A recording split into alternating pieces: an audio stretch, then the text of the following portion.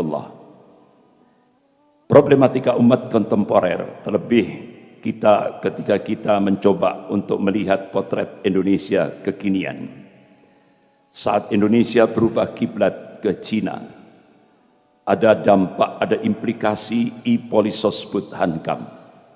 Itu yang disampaikan oleh Staf Panglima TNI, yaitu Bapak Mayor Jenderal Aditya Warmantoha di Masjid Al-Azhar, Jakarta Selatan. Ma'asyiral muslimin jamaah subuh rahimakumullah.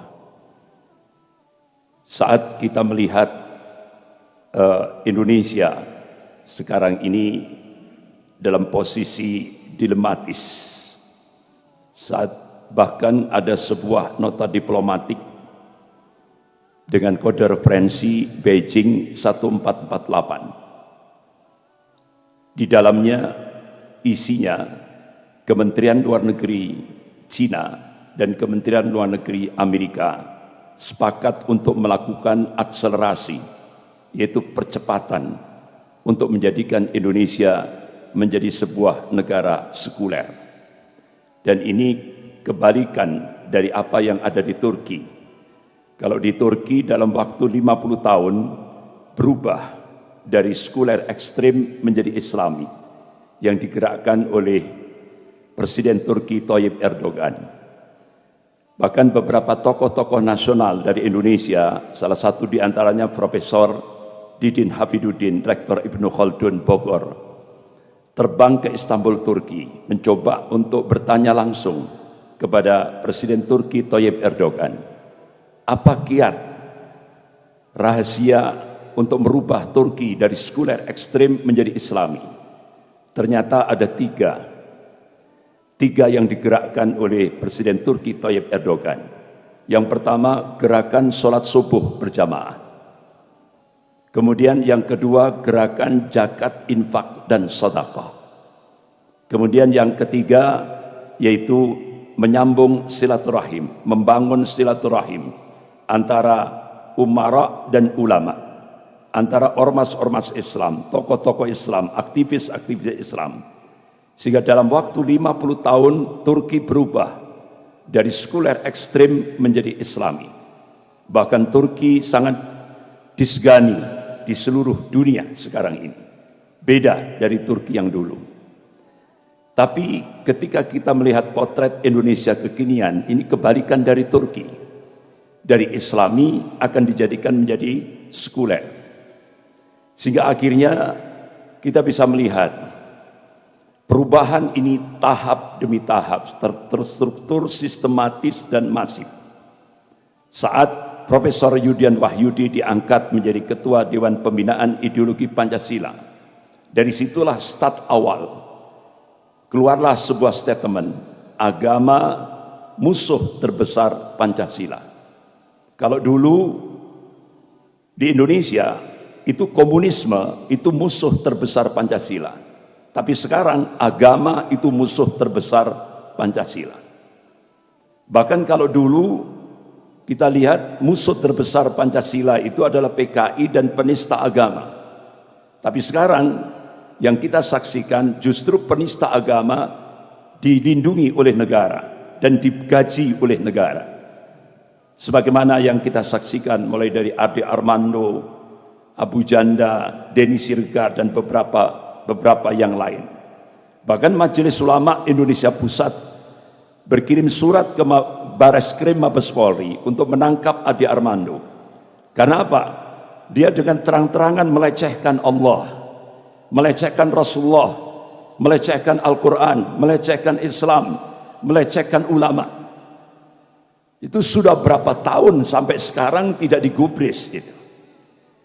Bahkan Ade Armando sampai sekarang dilindungi oleh negara, digaji oleh negara. Nah inilah yang terjadi, belum lagi yang lain-lain. Inilah realitas yang ada. Ma'asyiral muslimin rahimakumullah. Bahkan statement terakhir Profesor Yudian Wahyudi sebagai Ketua Dewan Pembinaan Ideologi Pancasila, dia minta kepada seluruh umat Islam se-Indonesia untuk bergeser dari ketaatan pada kitab suci menjadi ketaatan kepada konstitusi. Artinya apa? Umat Islam di Indonesia ini diminta untuk mencampakkan Al-Quran dan As-Sunnah. Jadi taat kepada konstitusi ciptaan manusia. Itulah statement yang terakhir dari Profesor Yudian Wahyudi sebagai Ketua Dewan Pembinaan Ideologi Pancasila. Jadi benar-benar gerakan peminggiran agama sangat terstruktur, sistematis dan masif. Bahkan sampai dalam lingkup pendidikan. Kita cukup kaget sekali roadmap pendidikan nasional 2020 sampai 2035 sudah tidak ada lagi agama. Sampai akhirnya dua ormas besar di Indonesia, Muhammadiyah dan Majelis Ulama Indonesia Pusat, bertanya langsung kepada Mendikbud Pak Nadiem Makarim, apakah dengan roadmap pendidikan nasional 2020 sampai 2035, artinya 15 tahun ke depan, ingin menjadikan generasi Indonesia menjadi generasi ateis, komunis? Tidak ada jawaban.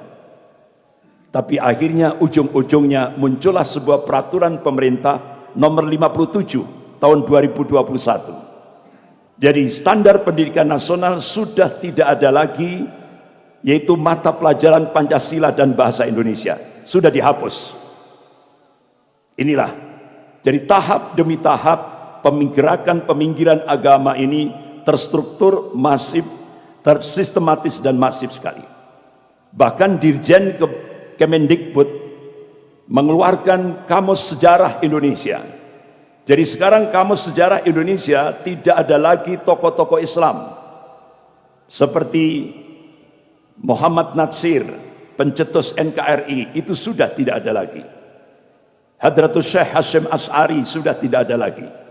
Kiai Haji Wahid Hasim dari Nahdlatul Ulama sudah tidak ada lagi. Kiai Haji Mudzakkir dari Muhammadiyah tidak ada lagi. Kiai Haji Agus Salim dari Serikat Islam sudah dihapus. Bahkan Buya Hamka sudah tidak ada lagi.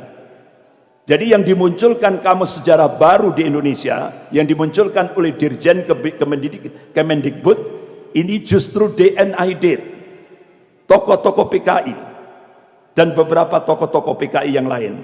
Inilah kamus sejarah Indonesia yang baru yang dimunculkan, sehingga akhirnya beberapa ormas-ormas Islam protes, termasuk PBNU protes, tapi tidak digubris. Inilah yang terjadi. Jadi gerakan peminggiran agama ini benar-benar terus bergerak. Karena apa? Konsekuensi dengan nota diplomatik Beijing 1448, Indonesia wajib harus menjadi negara sekuler. Kalau Indonesia menjadi negara sekuler, otomatis komunis akan bangkit. Itu logika politiknya. Ma'asyiral muslimin jamaah subuh rahimakumullah. Bahkan kita cukup kaget sekali di Taman Mini Indonesia Indah dibangun monumen Laskar Cina Poh Antui, diresmikan oleh Menteri Dalam Negeri Pak Cahyokumolo. Pada saat peresmian itu disaksikan 9 naga dan Mendagri pidato. Laskar, dengan meresmikan Laskar Cina Poh Antui ini mengingatkan kembali siapa leluhur bangsa Indonesia. Jadi leluhur bangsa Indonesia itu Cina. Itu menurut Mendagri Pak Cahyokumolo. Sehingga akhirnya pakar-pakar sejarah di Jakarta, termasuk Pak Ridwan Saidi, itu budayawan Betawi, marah. Ini belajar sejarah dari mana Pak Mendagri ini? Marah betul. Bahkan beberapa tokoh-tokoh di Jakarta minta dihancurkan itu Laskar Cina Poh Antui, monumen Laskar Cina Poh Antui.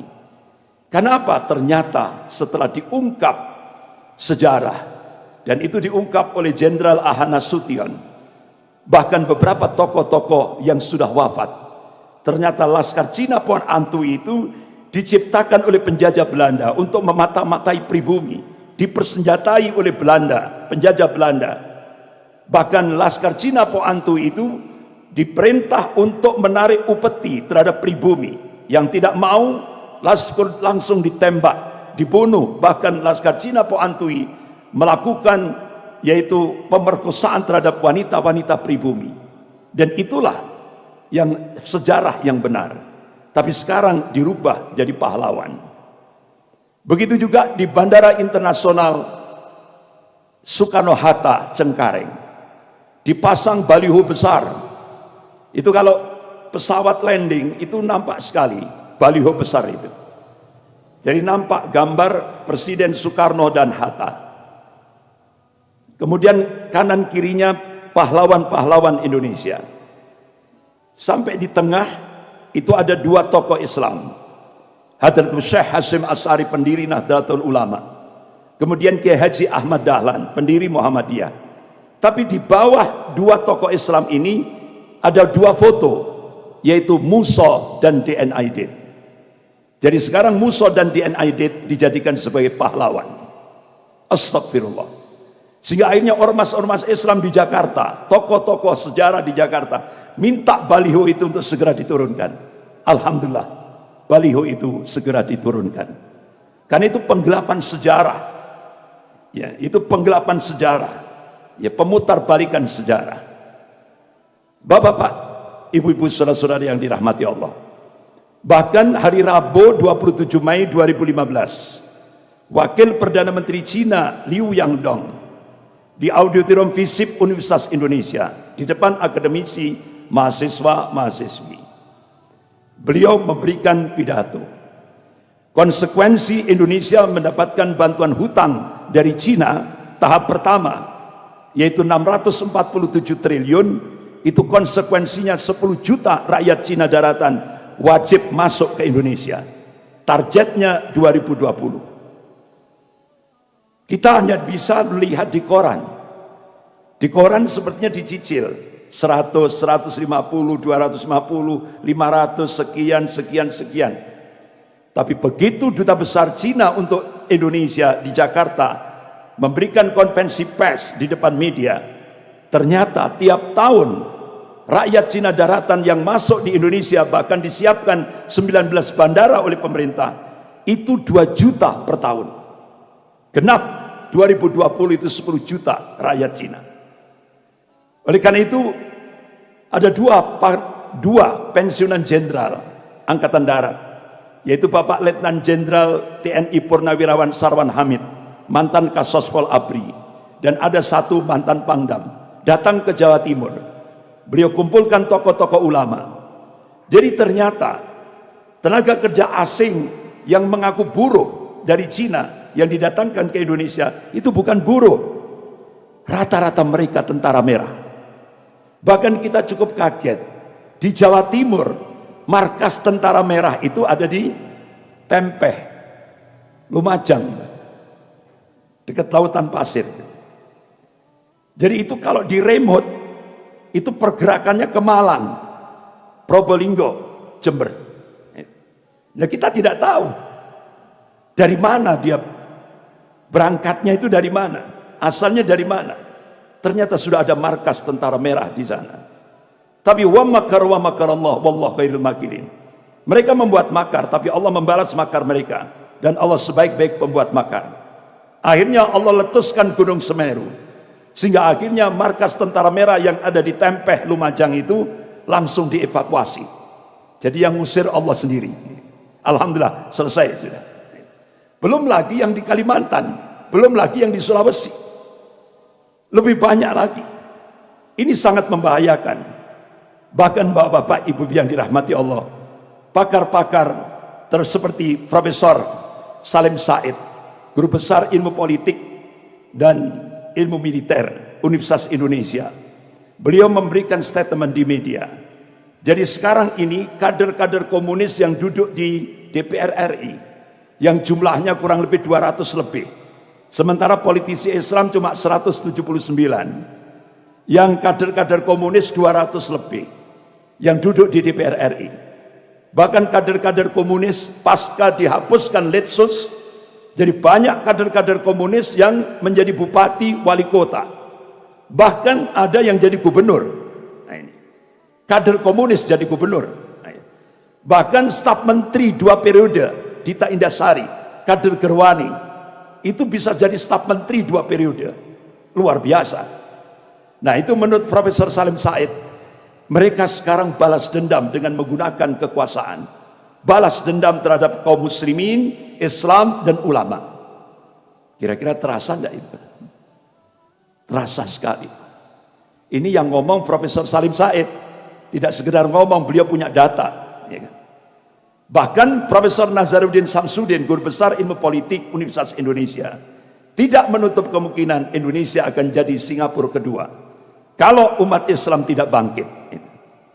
Jadi bapak-bapak, ibu yang dirahmati Allah, bahkan mantan ketua penasihat KPK yaitu Bapak Dr. Abdullah Ehamahua, beliau menyampaikan minta kepada ormas-ormas Islam di Indonesia untuk siaga satu. Siaga satu. Kenapa kok siaga satu? Tinggal tunggu giliran untuk dihabisi.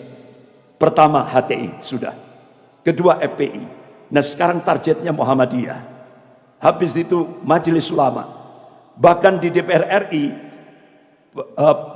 penghapusan, artinya pembubaran Majelis Ulama sangat masif sekali, terutama kader-kader komunis yang ada di DPR RI. Nah bapak-bapak, ibu-ibu, saudara-saudari yang dirahmati Allah, sekarang apa yang bisa kita perbuat ketika kondisi realitas Indonesia kekinian seperti ini, potret Indonesia kekinian seperti ini? Apa yang bisa kita perbuat? Allah Subhanahu wa taala memberikan solusi syar'i dalam surah Al-Imran ayat 139. Allah berfirman, a'udzubillahi minasyaitonir rajim. Wala tahinu wala tahzanu wa antumul a'launa in kuntum mu'minin. Wala tahinu wala tahzan. Jangan kamu pesimis, jangan kamu lemah, jangan kamu merasa inferior, jangan kamu merasa marginal, wala tahzan, dan jangan kamu sedih. Wa antumul a'launa, sesungguhnya kamu itu tinggi. Coba kata a'la dalam bahasa Arab itu maknanya, yaitu dalam bahasa Arab itu isim tafdil. Artinya yang disifati oleh ayat itu bisa tinggi, bisa unggul. Pertanyaannya, kalau kita korelasikan di Indonesia, kapan umat Islam di Indonesia itu bisa tinggi? Kapan umat Islam di Indonesia bisa unggul? Kapan umat Islam di Indonesia bisa punya al-izzah, kewibawaan? Allah berikan kuncinya, in kuntum mu'minin, jika kalian beriman kepada Allah. Artinya apa yang bisa kita perbuat? Dakwah tauhid harus terus kita gerakkan. Ini solusi yang pertama untuk menghadapi Indonesia kekinian. Dakwah tauhid terus kita gerakkan, jangan berhenti. Karena syarat mutlak kemenangan fid dunya wal akhirah itu adalah tauhid. Tauhid yang murni, tauhid yang bersih, tidak terkontaminasi dengan segala macam bentuk-bentuk kesyirikan. Pasti menang. Kenapa? Kita diyakinkan oleh Allah, wa man nasru illa min indillahil azizil hakim. Jadi kemenangan itu datangnya dari Allah, bukan dari manusia yang maha perkasa lagi maha bijaksana. Bahkan Allah berjanji, wa kana haqqan alaina nasrul mu'minin. Kewajiban kami, kata Allah, membela, memenangkan golongan mukmin. Ini motivasi, spirit yang diberikan oleh Allah. Kita tidak boleh pesimis, kita tidak boleh lemah. Yang kedua, solusi yang kedua, ayo kita jadikan lembaga-lembaga pendidikan Islam kita, pesantren-pesantren kita, madrasah-madrasah kita menjadi sarana strategis untuk membangkitkan semangat kebangkitan Islam. Karena tantangan kita sudah di depan mata. Yang ketiga, ayo kita jadi as-siyasah as-syar'iyyah. Ayo kita jadikan umat Islam ini melek politik. Jangan sampai buta politik. Kenapa Indonesia kekinian seperti ini? Dampak daripada umat Islam buta politik. Oleh karena itu Kiai Haji Ahmad Dahlan Allahumma yarham, pendiri Perserikatan Muhammadiyah, beliau memberikan warning, manakala umat Islam Indonesia ini buta politik, apa yang terjadi di Andalusia itu akan terjadi di Indonesia. Habis tidak tersisa. Yang keempat, iktisadiyah Islamiyah, bangun kekuatan ekonomi umat. Dari mana? Masjid. Lewat apa? Kekuatan jamaah. Inspirasinya dari Indonesia ketika peristiwa 212 itu.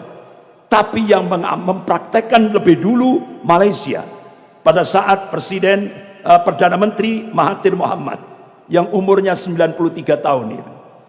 Jadi beliau gerakkan, beli dari muslim untuk muslim. Karena waktu itu Malaysia, kekuatan ekonomi Malaysia dikuasai oleh Cina. Sehingga akhirnya dengan gerakan beli dari muslim untuk muslim, alhamdulillah sekarang kekuatan ekonomi Malaysia dikuasai Muslim Melayu. Yang kelima, bangun persatuan dan kesatuan shaf di tengah perselisihan umat. Artinya apa? Masalah-masalah furu kita pinggirkan. Ayo, karena musuh kita, tantangan kita sudah di depan mata kita. Bagaimana komunisme, Syiah, Rafidah bersatu untuk melumat umat Islam ini. Oleh karena itu, apa yang diingatkan oleh Rasulullah SAW 1442 tahun yang lalu sudah nampak terjadi di Indonesia ini. Kalau Rasulullah SAW, yusiku antada'a alaikumul umamu min kulli ufukin. Hampir-hampir kata Rasulullah, umat-umat kafir itu saling menyeru, saling mengajak-ngajak untuk menyerang kalian min kulli ufukin, dari segenap arah, dari segenap penjuru. Kama tada'a al-akalatu ala qas'atiha. Kalian seperti makanan di atas mangkok kecil yang jadi rebutan orang-orang yang lapar. Ini bahasa kinayah, bahasa kiasan. Sahabat tanya, "Qulna ya Rasulullah, amin killatin bina nahnu yauma idin." Apakah posisi kami pada saat itu minoritas? Apakah jumlah kami pada saat itu sedikit? Apa jawaban Rasulullah? La, tidak. Bal antum yauma idin katsir. Kalian mayoritas, jumlahmu banyak. Walakinnakum gutsa'un ka gutsa'il tsair. Tapi kualitasmu seperti buih. Kualitas buih itu tidak punya prinsip, tidak punya jati diri, mudah diombang-ambingkan oleh musuh-musuhnya. Nah, hadis ini bukan justifikasi, bukan pembenaran, tapi ini warning, peringatan dari Rasulullah. Jangan sampai umat Islam di Indonesia ini punya kualitas seperti buih. Manakala umat Islam di Indonesia ini kualitasnya seperti buih, Rasulullah mengingatkan, Allah akan mencabut, walayan taji'annallah min suduri aduwakum al-mahabbata minkum. Allah akan mencabut rasa takut dari hati musuh-musuh kalian. Walayakdifanallah fi qulubikumul wahan. Dan Allah akan mencampakkan al-wahan di dalam hati-hati kalian. Sahabat tanya, ya Rasulullah, wa mal wahan? Apa yang dimaksud al-wahan? Qala hubbud dunya wa karahiyatul maut. Cinta dunia dan takut mati. Jadi kalau sudah penyakit terlalu cinta dunia, takut mati, takut resiko perjuangan, itu sudah menghinggap di hati-hati kaum muslimin, saat itulah Allah akan cabut rasa takut dari hati musuh-musuh kalian. Dan kalian seperti makanan di atas mangkok kecil yang jadi rebutan orang-orang yang lapar. Apa yang dikabarkan oleh Rasulullah ini sudah terjadi di Indonesia. Oleh karena itu Rasulullah memberikan solusi konkret. Qala Rasulullah sallallahu alaihi wasallam, "Idza tabayatum bil aina wa akhadtum adnabal baqari wa raditum bi jar'i wa taraktumul jihad, salatullah alaikum dulla la yanju hatta tarji' ila dinikum." Rawahu Abu Dawud. Idza tabayatum bil aina, jika kalian bermuamalah dengan cara-cara al-ina, salah satu dalam sistem riba. Wa akhadtum adnabal baqari, ini bahasa kinayah, kalian pegang ekor-ekor sapi. Waraditum bijar'i, kalian ridho dengan bercocok tanam. Artinya apa? Jika umat Islam muamalahnya sistem riba, muamalahnya menggunakan sistem ribawi, jika umat Islam sibuk dengan dunia, wa taraktumul jihad fisabilillah, jika umat Islam meninggalkan al jihad fisabilillah, salatullah alaikum dullah, maka Allah turunkan kehinaan. La yanju syai'a, sedikit pun Allah tidak akan mencabut dari kehinaan itu. Hatta tarji' ila dinikum, hingga kalian kembali kepada agama kalian. Sebagian ulama hadis menafsirkan hingga umat Islam bangkit semangat jihadnya, baru Allah akan cabut dari kehinaan itu. Mudah-mudahan bapak-bapak, ibu-ibu, saudara-saudari yang dirahmati Allah, dalam kondisi seperti ini bisa membangkitkan semangat umat Islam di Indonesia. Kalau tidak kondisi seperti ini, mungkin umat Islam tidur. Oleh karena itu dengan kondisi seperti ini, insya Allah bisa membangkitkan semangat umat Islam untuk berjuang, dan berjuang. Karena insya Allah, yakinlah Allah subhanahu wa ta'ala akan memenangkan perjuangan kaum muslimin. Karena Allah meyakinkan itu. Dan Allah berjanji, dan janji Allah pasti. Innallaha la yukhliful mi'ad, Allah tidak akan mengingkari janjinya. La tabdila di kalimatillah, tidak ada perubahan akan kalimat-kalimat Allah. Jadi tugas kita berjuang. Natijahnya, hasilnya serahkan kepada Allah subhanahu wa ta'ala. Mudah-mudahan insya Allah apa yang didoakan oleh para ulama seluruh dunia ketika istimewa di di Timur Tengah 2024, itu beberapa tokoh-tokoh ulama berdoa kepada Allah, mudah-mudahan 2024 pemantik awal kebangkitan Islam global Allah akan munculkan dari arah timur, yaitu dari Indonesia. Bahkan Sekjen Wakil Sekjen Rabithah Ulama Palestina Syekh Dr. Abu Bakar Al-Awawidah datang ke Indonesia bulan Juli 2015. Beliau mengkaji, beliau melakukan kajian riset beberapa kitab-kitab yang ditulis ulama-ulama Ahlus Sunnah, dan beliau yakinkan insya Allah mudah-mudahan ke depan Indonesia akan dijadikan, artinya apa, umat Islam Indonesia akan dijadikan oleh Allah untuk menjadi pemantik awal kebangkitan Islam global, yang puncaknya itu sebagaimana disabdakan oleh Rasulullah, qala Rasulullah sallallahu alaihi wasallam bi Baitil Maqdis wa akna fi Baitil Maqdis. Ini hadis sahih rawahu Ahmad. Jadi puncak kemenangan Islam di akhir zaman Allah takdirkan di Baitul Maqdis Palestina, bukan di Mekah, bukan di Madinah. Ini yang ditakdirkan oleh Allah Subhanahu wa taala. Tapi pemantik awalnya itu yang diharapkan oleh ulama-ulama seluruh dunia. Mudah-mudahan muncul dari arah timur, yaitu Indonesia, dan mudah-mudahan insya Allah itu diawali dari Masjid Sabilis Salam. Allahu Akbar. Sekian, lebih kurangnya saya mohon maaf. Astaghfirullahaladzim. Subhanakallahumma wa bihamdik, asyhadu an la ilaha illa anta astaghfiruka wa atubu ilaik. Wabillahi taufiq wal hidayah. Wassalamualaikum warahmatullahi wabarakatuh.